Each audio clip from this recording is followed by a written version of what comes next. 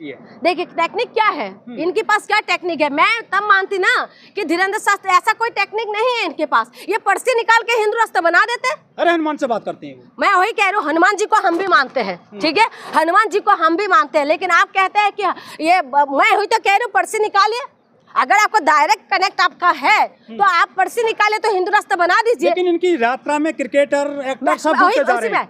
वही तो कह रहे हो, क्रिकेटर आ रहे हैं। विराट कोहली बनाने वाला ये हिंदुस्तान है, हम लोग ही है विराट कोहली बनाने वाले। लेकिन विराट कोहली आज कहाँ पर है, कहाँ पहुँच गए? विदेश पहुँच गए, लंदन पहुँच गए, देश छोड़ दिया है। क्यों?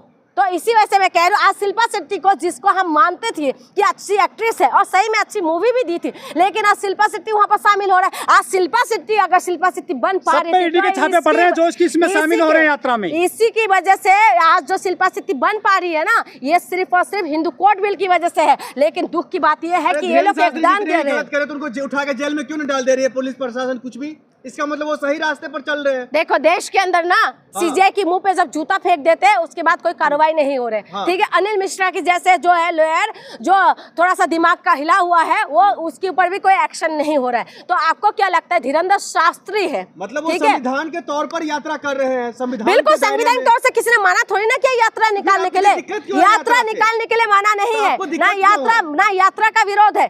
विरोध है हिंदू राष्ट्र का, विरोध है उस बात का जिस वजह से हम महिलाओं को जो सम्मान दिया है, यानी कि तुम लोग फिर से हम लोगों को वहां पर लेके जाना चाहते हो जिस प्रथा से हम लोगों को बाहर निकाले।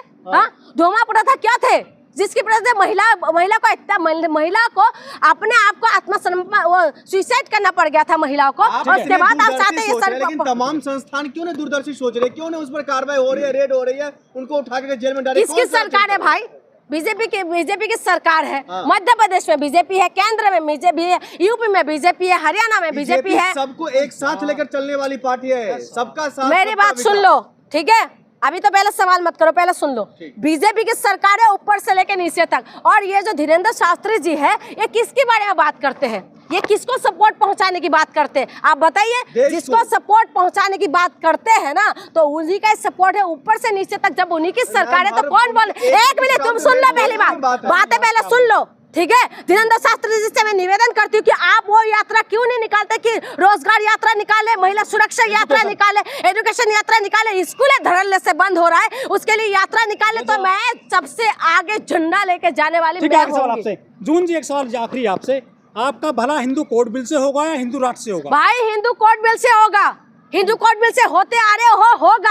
आज महिला आईपीएस आईएएस नेता से लेके जो आज बड़ी बड़ी पद में बैठे हुए ना, हिंदू कोड बिल की वजह से मेरी मान सम्मान और मेरे अभिमान हिंदू कोड बिल है। नहीं तो ये पुरुष जो है, ये पुरुष तो 10 शादी करके बैठ जाते थे, लेकिन महिला कुछ कर नहीं पाते थे। आज महिलाओं को तलाक लेने का अधिकार है। आज हमारी पति हमारा बोल के जब महिला गर्व करते हैं ना, या शिल्पा शेट्टी भी अपने जो गर्व करते कि मेरा पति सिर्फ मेरा ही है, ये अधिकार हिंदू कोड बिल ने दिया है। आज आप क्या बात करते हो? नहीं तो महिलाओं को चूती समझते थे ये लोग, और उसकी बात आप कहते हैं कि संविधान से मिलेगा, हिंदू कोड बिल से मिलेगा, हिंदू राष्ट्र से मिलेगा।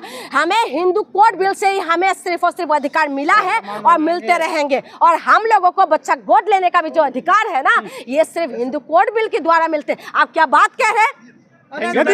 सब बराबर हो जाएंगे। यदि हिंदू राष्ट्र बन जाएगा तो नाई, धोबी, चमार, खटी, कहीर, यादव, गुर्जर क्या पुजारी बनेंगे? क्या शंकराचार्य बन पाएंगे मंदिरों में? आपको लगता है अभी इस वक्त जो संविधान लागू है, इस वक्त भी जो यादव कथावाचक के मूत्र से वो करते, चिरक देते, शुद्धिकरण कर देते हैं। आज संविधान लागू होने के बाद भी जो है दलितों को घास खिलाए जाते हैं। आज संविधान लागू होने के बाद भी महिलाओं के साथ किस तरीके के अत्याचार करते हैं। तो वन व्यवस्था के अनुसार अगर होगा तो आप समझिए कि क्या कुछ होने वाला है। इसीलिए मुझे ये लगता है, मैं हिंदू विरोधी नहीं हूँ, मैं जो है मैं उसका विरोध करती हूँ जो महिलाओं के विरोध में बात करते हैं।